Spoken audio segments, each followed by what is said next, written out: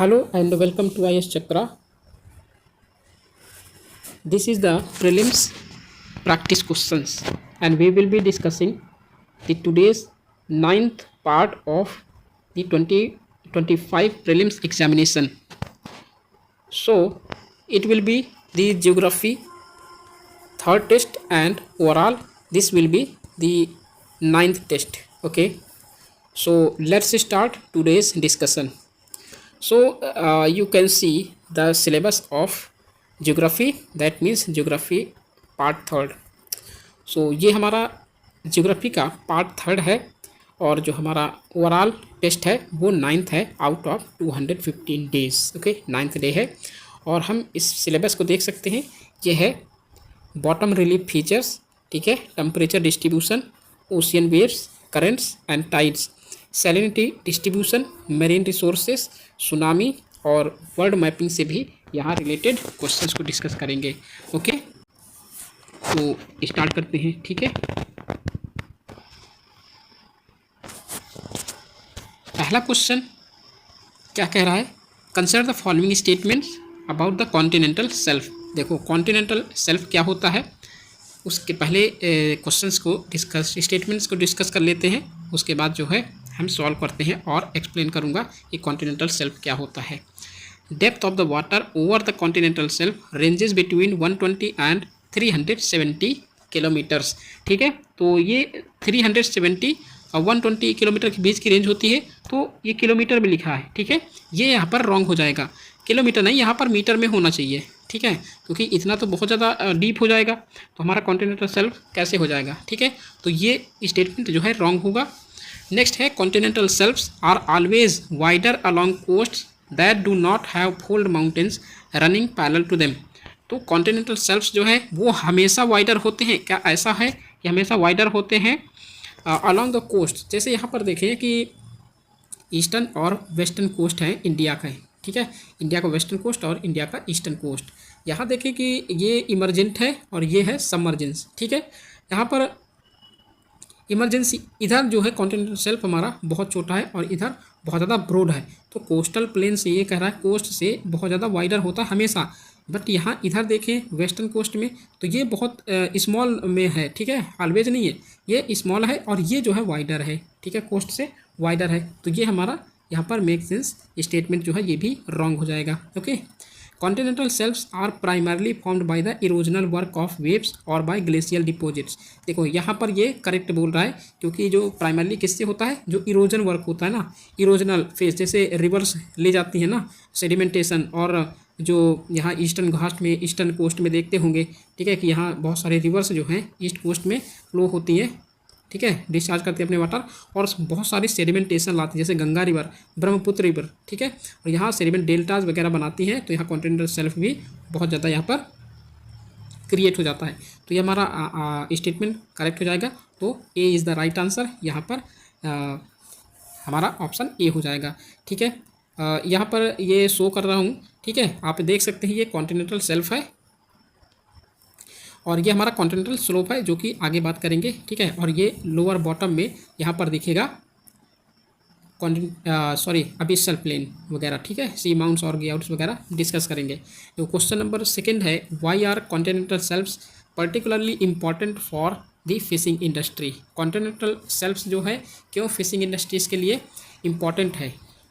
तो they have strong ocean currents that trap large quantities of fish. They have strong ocean, जैसे strong ocean currents होगी तो क्या वहाँ फिशिंग मैक्सिमम होगी? तो ये रॉन्ग हो जाएगा, क्योंकि स्ट्रॉन्ग ओशियन करंट में यहाँ फिशिंग जो है वो बहुत इजी नहीं होगा, बहुत हार्ड होगा. ठीक है, तो ये रॉन्ग हो जाएगा. The shelves are deeper than the open ocean. Shelves are deeper than the open ocean. क्या सेल्फ्स जो है कॉन्टिनेंटल सेल्फ्स जो है डीपर होता है ओपन ओशन से? तो ये भी रॉन्ग हो जाएगा, क्योंकि यहाँ पर ओशियन जो ओपन ओशन होते हैं, जैसे मान लो पैसिफिक ओशियन या फिर इंडियन ओशियन की बात करें, तो जो ओपन ओशियन है तो वो जो मिडिल पोर्शन उनका होता है वो ज़्यादा मीन्स कि डीप होता है एज कम्पेयर टू ये सेल्फ्स. ठीक है, कॉन्टिनेंटल सेल्फ्स, ये भी रॉन्ग हो जाएगा.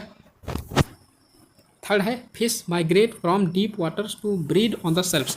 देखो ये कह रहा है कि फिश जो है माइग्रेट करती हैं फ्रॉम डीप वाटर, मतलब डीप वाटर से ये शैलो वाटर में आती हैं और वहाँ पर देती हैं अपनी ब्रीड करती हैं। ठीक है, तो ये रॉन्ग हो जाएगा क्योंकि यहाँ पर डीप वाटर से नहीं, स्लोप से जाती है डीप वाटर में, और डीप वाटर में जाके क्या करती हैं, वहाँ ब्रीड करती हैं। ठीक है, तो ये भी रॉन्ग हो जाएगा। और डी है the shallow waters allow sunlight to reach the ocean floor.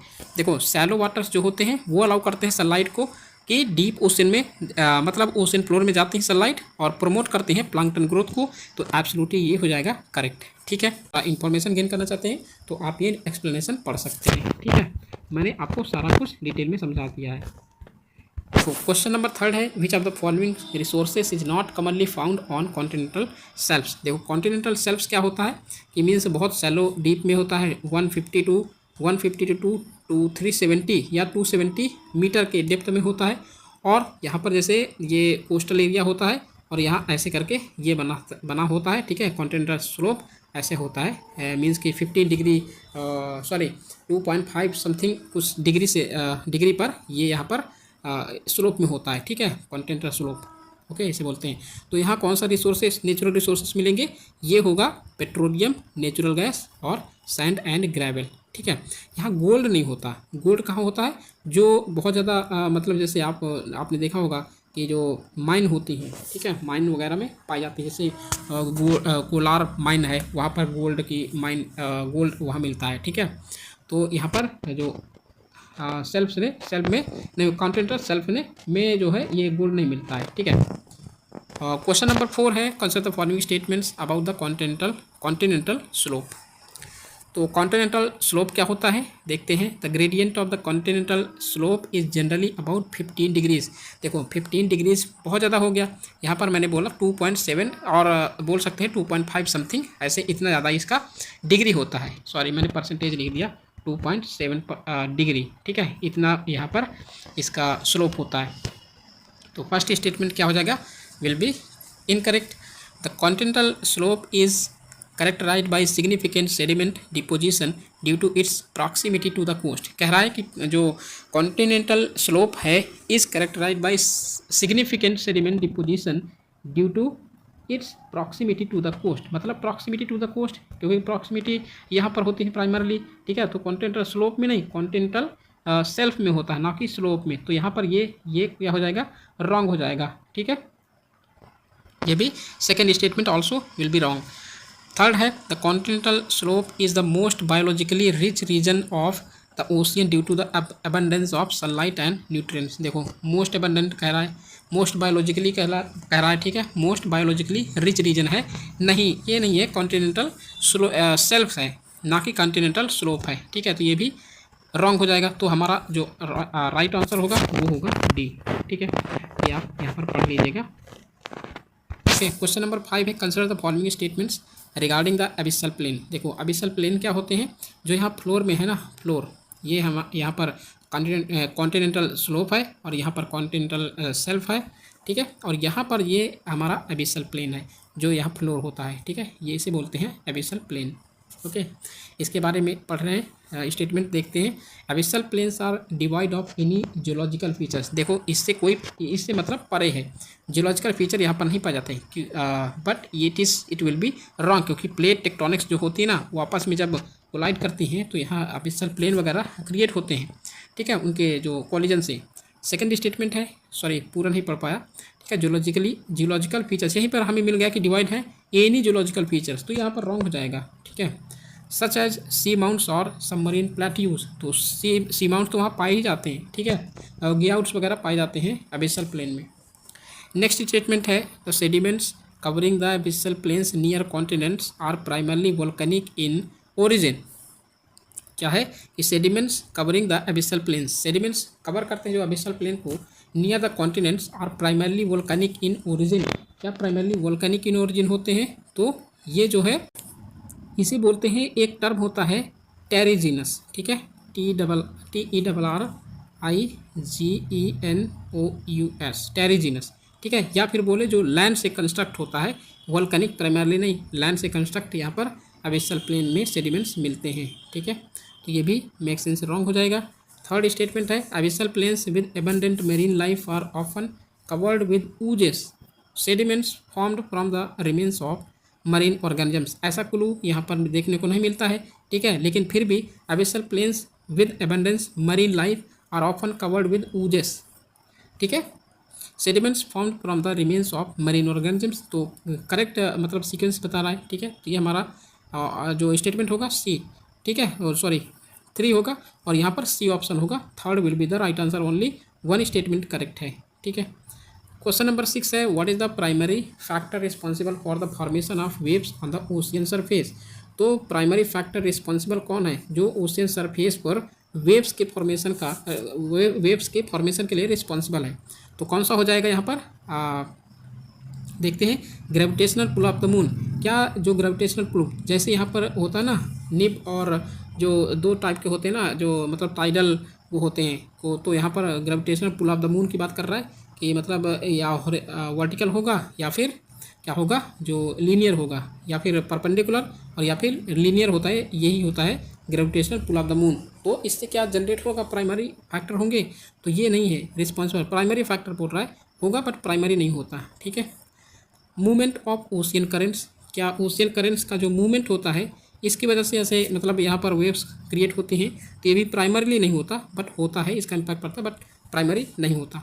The blowing of wind and transfer of energy through friction, देखो यहाँ पर ये क्लू दे गया कि जब विंड होती है ना, विंड ब्लो होती है और किसके बीच उसे जब एनर्जी को ट्रांसफ़र करती है वाटर को, तो यहाँ पर फ्रिक्शन लगता है, ठीक है। फ्रिक्शन लगता है तो वाटर क्या करेगा, आपस में ऊपर नीचे जो है यहाँ पर ऐसे ऐसे वेव्स को क्रिएट करेगा, तो यहीं पर क्या है, ये प्राइमरली फैक्टर हो जाएगा, सी होगा इसका ऑप्शन।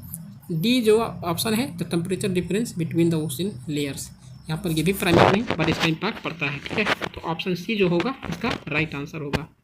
क्वेश्चन नंबर 7 है, which of the following statements is true about the size of ocean waves.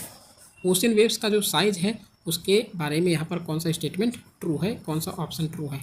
The largest waves are usually found near coastal regions, largest waves coastal regions में पाए जाते हैं। Where the land meets the ocean, क्या ऐसा है, तो ये wrong हो जाएगा। वेव्स कहाँ मैक्स में मिलती हैं, usually found near the coastal regions, तो ये नहीं है। यहाँ पर जो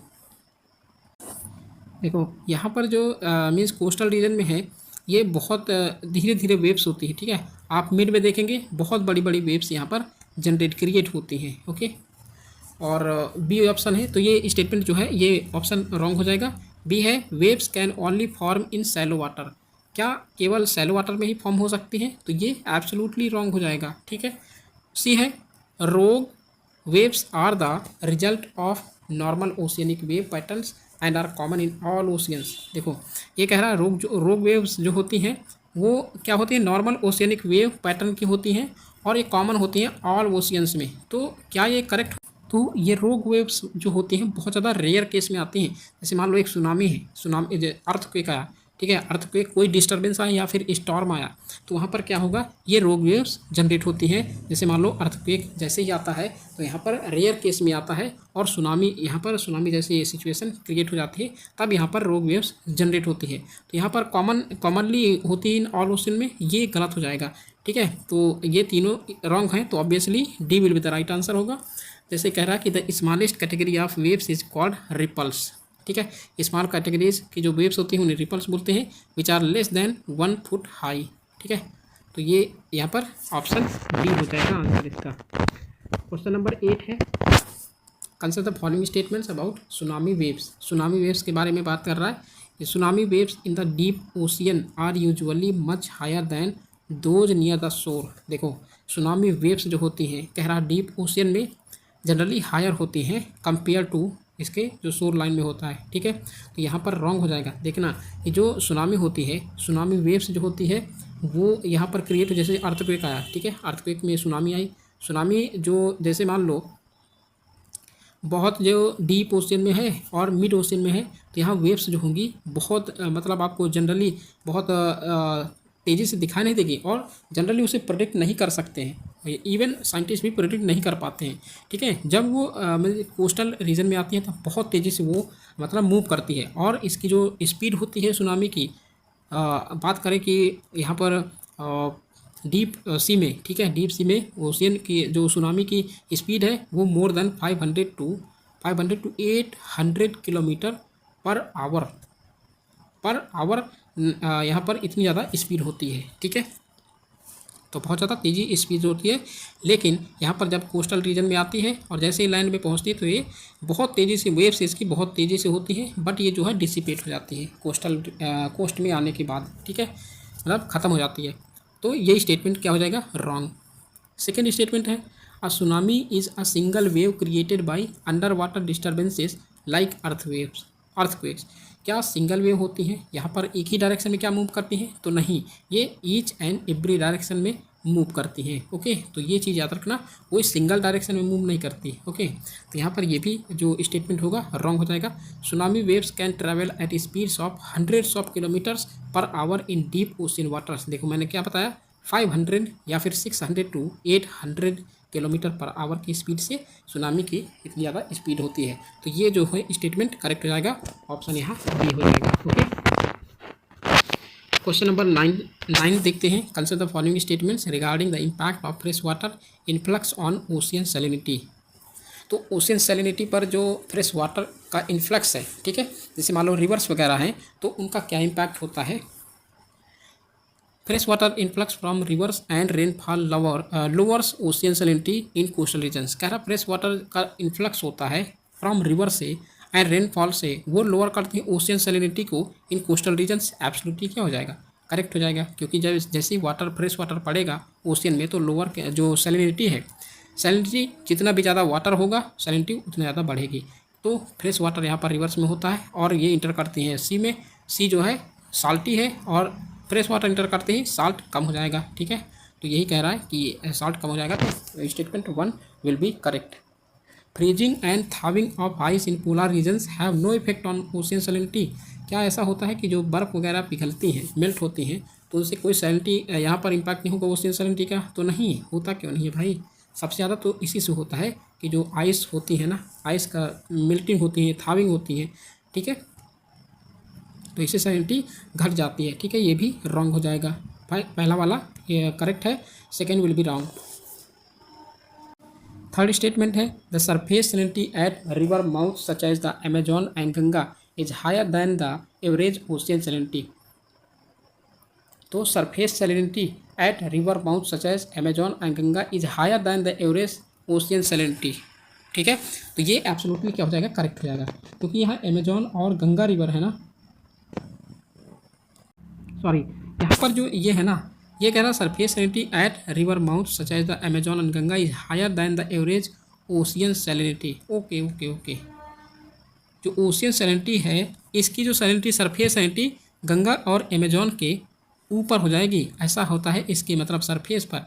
तो ये जनरली एब्सोल्युटली कह सकते हैं कि रॉन्ग आंसर है, रॉन्ग स्टेटमेंट है, क्योंकि यहाँ पर सरफेस सैलिनिटी क्या हो जाएगी, घट जाएगी गंगा और अमेजॉन रिवर के जब वो वहाँ पर पहुँचेगी, तो ठीक है। तो ये रॉन्ग हो जाएगा, option A only the correct option, only 1 is correct statement. Question number 10 है which of the following correctly describes the impact of tides on the intertidal zone of a marine ecosystem. तो कह रहा है कि जो marine ecosystem का intertidal zone पर tides का क्या इम्पैक्ट होता है उसके बारे में बात कर रहा है। तो कौन सा स्टेटमेंट इसमें करेक्ट है, tides have no effect on the organisms in the intertidal zone. कह रहा टाइड्स का कोई इफेक्ट नहीं होता ऑर्गेनिजम्स पर इन द इंटरटाइडल जोन, क्या ऐसा होता है, नहीं, ये तो रॉन्ग हो जाएगा। जहाँ इंटरटाइडल जोन होंगे वहाँ पर सबसे ज़्यादा ऑर्गेनिजम्स यहाँ पर देखने को मिलेंगे। जैसे यहाँ पर ये बोला जाए कि फिशेस वगैरह होती हैं, फाइटोप्लैंक्टन, जू प्लैंक्टन, ये यहाँ पर मतलब नेक्टॉन जो फिश वगैरह होती है ना, तो यहाँ देखने को मिलते हैं इंटरटाइडल जोन में। ये मतलब इधर से वाटर आ रहा है, इधर से वाटर, तो इंटरटाइडल मतलब टाइड दोनों आपस में क्या होंगे, ऑर्गेनिजम्स को यहाँ मीन्स की ऑर्गेनिजम्स यहाँ देखने को बहुत लार्ज नंबर में मिलते हैं, ठीक है। बी ऑप्शन है ये रॉन्ग हो जाएगा। बी ऑप्शन है tides submerge and expose the intertidal zone requiring organisms to adapt to both under water as well as dry conditions. तो यहाँ पर ये करेक्ट हो जाएगा, ठीक है।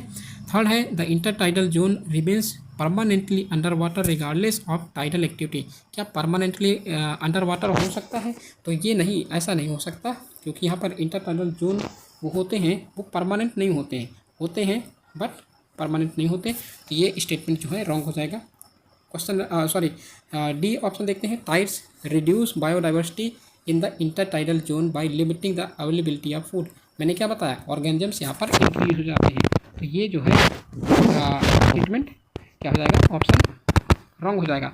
तो बी जो होगा वो करेक्ट आंसर हो जाएगा। क्वेश्चन नंबर 11 है, the following statements about the evolution of marine life forms is correct. तो मरीन लाइफ का जो एवोल्यूशन है उसके मरीन लाइफ फॉर्म्स का एवोल्यूशन उसके बारे में है। तो यहाँ पर जो इसका ऑप्शन होंगे कौन सा करेक्ट होगा आप बता सकते हैं, ठीक है। Fish were the first marine life forms to evolve. क्या फिश फर्स्ट मरीन लाइफ थी जो इवॉल्व हुई थी, देखते हैं। Marine plants evolve before marine animals, नहीं, पहले मरीन एनिमल्स हुए, उसके बाद जैसे मतलब टाइनी जो माइक्रो ऑर्गेनिजम्स हुए वो एनिमल हुए, उसके बाद प्लांट हुए। तो ये ऑप्शन रॉन्ग हो जाएगा, ठीक है, B option. Most marine life forms have not changed much in the last billion years. यहाँ पर मोस्ट कह रहा है कि most marine life forms change नहीं हुई in the last billion years. क्या ऐसा हो सकता है, यहाँ पर ये गलत हो जाएगा, क्योंकि बहुत सारे मरीन लाइफ जो है वो कम्प्लीटली चेंज भी हो गई और चेंज हो भी रही हैं, ठीक है। टी ऑप्शन है, marine life began in shallow waters and later moved to deeper ocean. देखो यहाँ पर मरीन लाइफ थी वो सैलो वाटर में बिगेन हुई, ठीक है। जैसे यहाँ पर जो हॉट वाटर हुआ, वार्म वाटर, तो यहाँ पर मरीन लाइफ की प्रेजेंस हुई, यहाँ एवोल्यूशन हुआ और बाद में वो मूव कर गए डीप ओशियन में। तो यहाँ पर ये ऑप्शन जो है बिल्कुल करेक्ट हो जाएगा। फर्स्ट वाला जो है वो इनकरेक्ट हो जाएगा, क्योंकि यहाँ पर फर्स्ट मरीन लाइफ फॉर्म नहीं हुई, ठीक है, फर्स्ट मरीन लाइफ नहीं हुई फिश। यहाँ पर पहले रेप्टाइल्स, फिश से पहले तो रेप्टाइल्स नहीं, रेप्टाइल से पहले फिश आई और फिश से पहले यहाँ पर जो वर्टिब्रेट और इनवर्टिब्रेट देखने को मिलता है, ठीक है। तो यहाँ डी ऑप्शन यहाँ पर करेक्ट हो जाएगा। देखो अब यहाँ पर जो रीफ्स वगैरह हैं, रीफ्स के कितने टाइप होते हैं, 4 टाइप, ठीक है, जो कि fringing reef, barrier reef, atoll और कोरल लार्वा, ठीक है। तो यहाँ फ्रिंजिंग रीफ क्या होती है ये आप यहाँ पर बता सकते हैं। इंटरेस्टिंग क्वेश्चन है और बहुत बार कॉम्पिटिटिव एग्जाम में पूछा भी गया है, ठीक है। तो यूपीएससी से यहाँ पर मैचिंग वर्ड पूछ सकता है कि कौन सा करेक्ट है, इसके कौन से मैच कर रहे हैं, ठीक है। फ्रिंजिंग रीफ क्या है, तो फ्रिंजिंग रीफ यहाँ पर ये शो कर रही है थर्ड वाला, एक और third, forms when coral larva attach to rocks along the coastline, ठीक है। कह रहा है कि फ्रिंजिंग रीफ फॉर्म करती है जब कोरल लार्वा अटैच होती है to rocks along the coastline, ये होती है फ्रिंजिंग रीफ, ठीक है। और जो बैरियर रीफ होती है ये फॉर्म करती है along the shore but at a distance with deep water in between. देखो यहाँ पर क्या है, जो फ्रिंजिंग रीफ होती है वो ये कह रहा है कि यहाँ पर जैसे ये है कोस्टल लाइन, ठीक है, और यहीं पर इसके अटैचमेंट, इससे अटैचमेंट होती है, ठीक है, ये होती है हमारी फ्रिंजिंग रीफ। और जो बैरियर रीफ होती है, बैरियर ये होती है, मान लो ये यहाँ पर क्या है, कोस्टल लाइन है, ठीक है, इससे थोड़ी डिस्टेंस में यहाँ पर चारों तरफ क्या कर लेगी, वो फॉर्म कर जाएगी क्या, रीफ, तो इसे बोलते हैं फ्रिंजिंग रीफ, ठीक है। और यहाँ पर जो अटॉल होगा वो होगा forms around an under water volcano and becomes a circular atoll. तो अटॉल वैसे भी लिखा है तो सर्कुलर अटॉल ये अटॉल है, ठीक है। इसके यहाँ पर वॉल्केनो के कारण यहाँ पर क्या हो जाती है, रीफ जनरेट हो जाती है, ठीक है, चारों तरफ, तो ये होता है अटॉल। तो यहाँ पर फ्रिंजिंग रीफ का क्या हो जाएगा, थर्ड, ठीक है, और अटॉल का सी का हो जाएगा फर्स्ट और बी का हो जाएगा सेकेंड, और यहाँ पर कोरल लार्वा का हो जाएगा 4, तो डी का 4, तो option A will be the right answer, ये हो जाएगा, ठीक है। तो ये जो है देखो कोरल लार्वा की बात कर रहा है, tiny creatures that attach to rocks under water to form coral, ठीक है, अंडर वाटर फॉर्म कर रहा है कोरल, तो ये याद रखिएगा, काफ़ी इंपॉर्टेंट है, ठीक है। क्वेश्चन नंबर 13 है, with reference to the formation of oil, gas and minerals consider the following statements. Oil forms when marine plants and animals are buried under layers of sediment and subjected to heat and pressure. तो बिल्कुल correct है कि oil forms होते हैं जब marine plants and animals क्या होते हैं, बरी किए जाते हैं, बरी होते हैं, मतलब जल जाते हैं अंडर लेयर्स ऑफ सेडिमेंट और सब्जेक्ट होते हैं हीट एंड प्रेशर में। हीट एंड प्रेशर से यहाँ पर ये बर्न हो जाते हैं यहाँ पर मरीन प्लांट्स और एनिमल्स, ठीक है। तो ऑयल फॉर्म होता है। नेचुरल गैस कैसे फॉर्म होती है, from marine plants and animals under conditions of higher heat and pressure. Higher heat and pressure की कंडीशन होने के वजह से यहाँ ऑयल में, ठीक है, कंपेयर टू ऑयल से ज़्यादा यहाँ पर हीट एंड प्रेशर होता है, तो यहाँ पर नेचुरल गैस जनरेट होती है। तो ये बिल्कुल क्या है, करेक्ट है, ठीक है। थर्ड स्टेटमेंट है minerals generally form from the solidification of lava from volcanoes. तो ये भी क्या है, मिनरल की बात कर रहे हैं। मिनरल कैसे बनते हैं कि सॉलिडिफिकेशन होता है लावा का, ठीक है। लावा जैसे रॉक आपने पढ़ा होगा, इग्नियस रॉक, ठीक है, और सेडिमेंट्री रॉक और मेटामॉर्फिक रॉक, ये 3 रॉक पढ़े होंगे। तो यहाँ से मिनरल का फॉर्मेशन होता है, तो सॉलिडिफिकेशन के बाद, ठीक है। तो ये भी करेक्ट हो जाएगा, तो तीनों स्टेटमेंट करेक्ट हो जाएंगे। फोर्थ देखते हैं, sand and gravel are products of slow moving rivers. देखो स्लो, यहाँ पर फ्लो मिल गया, स्लो अगर मूविंग रिवर होगी तो यहाँ पर सेडिमेंटेशन मिलेगी, ना कि यहाँ पर स्लो, मतलब जो सैंड एंड ग्रेवल मिलेंगे। सैंड एंड ग्रेवल में कैसे होते हैं, जैसे गंगा रिवर को देखे होंगे कि उत्तरकाशी में एक रिपल इफेक्ट डालता है। रिपल जैसे यहाँ पर ऐसे बनते हैं, प्लेन एरिया में आती है तो क्या बनाते हैं, यहाँ पर सैंड एंड ग्रेवल फॉर्म होती है। प्लेन एरिया में आता है तो यहाँ पर सेडिमेंटेशन क्रिएट करता है, ठीक है। तो ये फास्ट मूविंग रिवर होंगे, ना कि स्लो मूविंग रिवर होंगे। तो ये स्टेटमेंट रॉन्ग हो जाएगा, option C will be the right answer, okay. Question number 14 है with reference to the problem of bioaccumulation and biomagnification. देखो पहले मैं ये समझा दूँ, बायो एक्यूमुलेशन और बायो मैग्निफिकेशन क्या होता है। बायो एक्यूमुलेशन क्या होता है कि जैसे मान लो एक फिश है, ठीक है, एक फिश है, सॉरी अगर ड्राइंग मेरी वैसे भी ठीक नहीं है, ठीक है। तो यहाँ मान लो एक फिश है और ये कंज्यूम करती जा रही है, ठीक है, ये कंज्यूम करती जा रही है और यही धीरे धीरे करके क्या बनाएगी, यहाँ मतलब कि धीरे धीरे करके कंज्यूम कर जाएगी और एक समय ऐसा आएगा कि इसकी डेथ भी हो जाएगी, ठीक है। तो ये पूरे मतलब पॉन्ड्स को या फिर कहीं भी वाटर बॉडी में रह रही होगी तो उसको पोल्यूट कर देगा। तो इसका इम्पैक्ट क्या होगा, बायो एक्यूमुलेट करना, मतलब सिंगल ऑर्गेनिजम्स यहाँ पर एक्यूमुलेट कर रही है प्लास्टिक पोल्यूशन या फिर कोई भी पोल्यूशन को। और बायो मैग्निफिकेशन क्या होता है कि एक मतलब एक फिश है या फिर मानते हैं कि एक नेक्टॉन है, ठीक है। नेक्टॉन को यहाँ पर फाइटोप्लैंक्टन या जू प्लैंक्टन को क्या करती है, कंज्यूम करती है। जैसे मान लो बहुत सारी, एक फिश है, बहुत सारी फिश को कंज्यूम कर लिया। अब बहुत सारी फिशेज जो हैं वो पोल्यूटेड हैं और ये जो है इसे कंज्यूम कर लिया। मान लो इसे उसके बाद जो है नेक्स्ट जो सिंपल सी बात मानो, जैसे फूड चेन है, ठीक है। फूड चेन में छोटी मछली मतलब छोटी फिश जो है को बड़ी फिश खा लिया, बड़ी फिश को किसी और ने खा लिया, ठीक है। तो ऐसे फूड चेन करते करते ट्रॉफिक लेवल पर मतलब one trophic to another trophic यहाँ पर कॉन्टामिनेट होता है और पोल्यूशन होता है, मैक्सिमम फैलता है। तो इसे बोलते हैं क्या, बायो मैग्निफिकेशन, ठीक है। आप समझ गए। तो अब देखते हैं statement, toxic contaminants accumulate on the surface of plastic materials in the ocean. Correct हो जाएगा, yes. Marine organisms that ingest microplastics और nanoplastics can experience bioaccumulation of toxic substances. ये भी क्या हो जाएगा, करेक्ट हो जाएगा, ठीक है। और थर्ड है biomagnification leads to higher concentrations of toxins in predators higher up to the food chain. ये भी क्या हो जाएगा, करेक्ट हो जाएगा। मैंने अभी बायो मैग्निफिकेशन का आपको बता ही दिया, ये फूड चेन बनाता है, ठीक है। ये भी करेक्ट हो जाएगा। फोर्थ स्टेटमेंट है the injection of plastics by marine life has no impact. क्या नो इम्पैक्ट, कोई इम्पैक्ट नहीं पड़ेगा, नहीं, ये रॉन्ग है, ठीक है। ऑप्शन बी हो जाएगा इसका राइट आंसर। यहाँ पर देख लीजिएगा, यहाँ पढ़ लीजिएगा, ठीक है। क्वेश्चन नंबर 15 एंड लास्ट है the Red Sea is a strip of water and an inlet of the Indian Ocean occupying the area separating the continent of Africa from Asia. The countries bordering the Red Sea are. तो Red Sea के around कह रहा है कौन कौन सी country जो है border share करते हैं रेड सी के साथ। तो देखो यहाँ पर सऊदी अरेबिया, इधर ईस्ट में ईस्टर्न साइड सऊदी अरेबिया है। जिबूती कहाँ है, अफ्रीकन कंट्री है, यहाँ पर जिबूती है, ठीक है। इथियोपिया कहाँ पर, इथियोपिया इसके इधर है, ठीक है, इसके इधर है। तो ये रेड सी है, ये ठीक है, रेड सी ये है, ठीक है, ये रेड सी है। और इथियोपिया यहाँ पर सूडान है, ठीक है, ना कि इथियोपिया। इथियोपिया यहाँ पर है, ना कि यहाँ पर है, ठीक है। तो ये इथियोपिया जो है ये शेयर नहीं करता इसकी बाउंड्री। यमन, यस, यमन जो है यहाँ पर है, ठीक है, ये भी शेयर करता है। और इजिप्ट जो है उसके नॉर्थ में है, अफ्रीकन नॉर्थ कंट्री में है, ठीक है। तो कौन कौन से हो गए यहाँ पर, सऊदी अरेबिया, जिबूती, यमन और इजिप्ट। तो option C will be the right answer. तो यहाँ पर ऑप्शन में देख लीजिएगा, ठीक है। और एक बार मैप भी दिखा देता हूँ कि ये जो है यहाँ पर इसको देख लीजिएगा, ये है रेड सी और ये सारे कंट्री हैं उसके आसपास वाले, ठीक है। तो चलिए मिलते हैं नेक्स्ट लेक्चर में, तब तक के लिए आप पढ़ते रहिए और जो है वीडियो को प्लीज़ शेयर करिए ताकि बहुत सारे स्टूडेंट्स जुड़ सके और थोड़ा अपनी कम्युनिटी यहाँ पर इंक्रीज हो, ठीक है। तभी तो मज़ा आएगा सॉल्व करने में।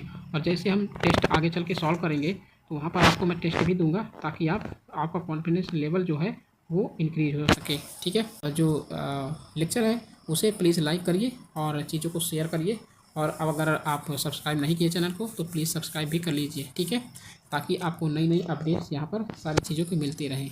ओके, तो चलिए मिलते हैं नेक्स्ट लेक्चर में। Thank you for watching, have a great day.